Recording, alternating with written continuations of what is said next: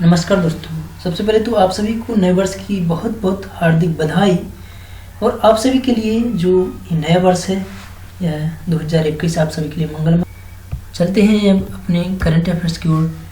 तो आज की करंट अफेयर्स 1 जनवरी 2021 की जो करंट अफेयर्स हैं उनको हम यहाँ पर देखेंगे और साथ ही उससे संबंधित जो भी महत्वपूर्ण जानकारी होगी वो भी देखेंगे।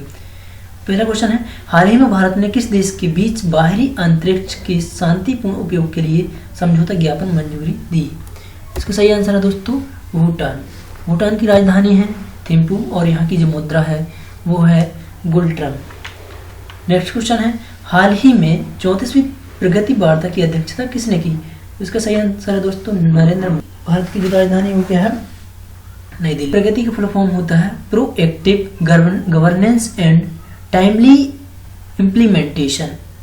यह एक सूचना और संचार प्रौद्योगिकी आधारित प्लेटफॉर्म है। यह प्लेटफॉर्म वर्ष 2015 में लॉन्च किया गया था। प्रगति प्लेटफॉर्म का उद्देश्य परियोजना के कार्यान्वयन, परियोजना की निगरानी और शिकायत निवारण है। नेक्स्ट क्वेश्चन है, हाल ही में इसरो के चेयरमैन कौन है? के शिवांश पहले भी थे। इनका जो कार्यकाल है वह 14 जनवरी 2021 को समाप्त हो रहा है, जिससे अब इनके कार्यकाल को 1 साल के लिए, 1 वर्ष के लिए और बढ़ा दिया गया है। तो अब जो के शिवांश जी हैं ये इसरो के चेयरमैन कब तक रहेंगे? 14 जनवरी 2022 तक अपनी सेवाएं देंगे। के शिवांश कहाँ के हैं? तो ये तमिलनाडु के कन्याकुमारी जिले से हैं। तमिलनाडु की राजधानी क्या है? तो तमिलनाडु की राजधानी है चेन्नई। यानी कि जो के शिवांश जी हैं इन्हें 1999 में doctor Vikram Sarabhai research award से भी सम्मानित किया गया था। नेक्स्ट, हाल ही में किस देश ने ड्रोन पर नए नियम जारी किए? इसका सही आंसर है अमेरिका। नेक्स्ट क्वेश्चन है, 5 आईज खुफिया नेटवर्क की 6वीं सदस्य के रूप में कौन सा देश शामिल होने जा रहा है? इसका सही आंसर है दोस्तों जापान। जापान की राजधानी टोक्यो। और जो 5 आईज 5 देशों, अर्थात इसमें 5 देश कौन कौन से हैं? ऑस्ट्रेलिया, ब्रिटेन, कनाडा, न्यूजीलैंड और अमेरिका का एक खुफिया नेटवर्क है। इसी में अब जो है जापान भी शामिल होने जा रहा है। ये जो खुफिया एजेंसी नेटवर्क बनाया गया, काहे के लिए बनाया गया?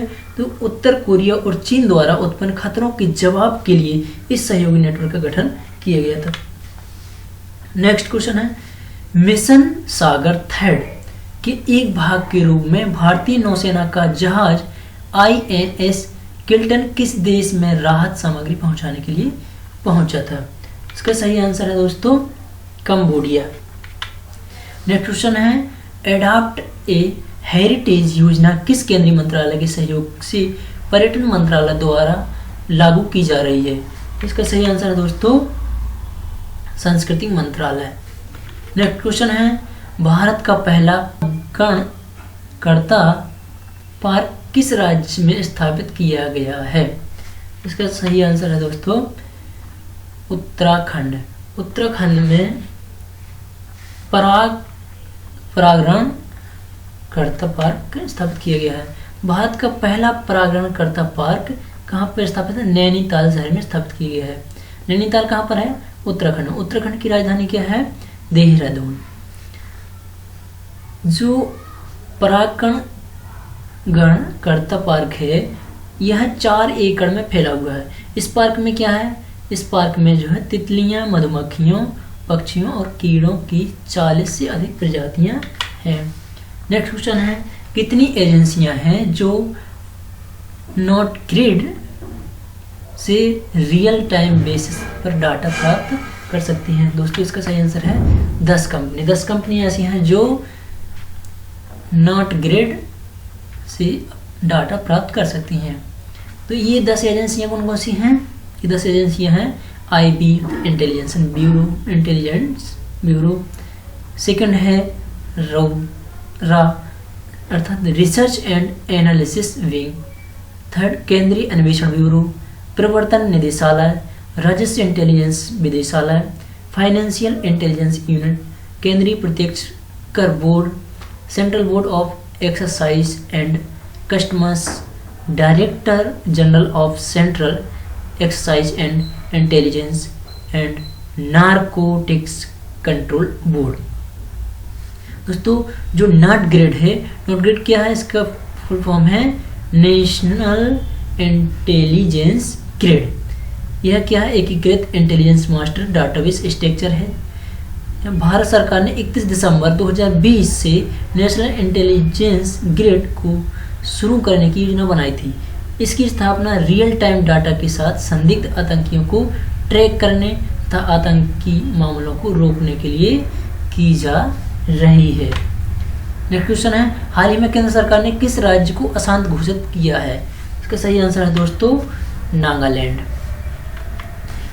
केंद्र सरकार ने नागालैंड को अशांत क्षेत्र घोषित करते हुए सशस्त्र बल अधिनियम 1950 को AFSPA को नागालैंड में 6 महीने के लिए बढ़ाया है।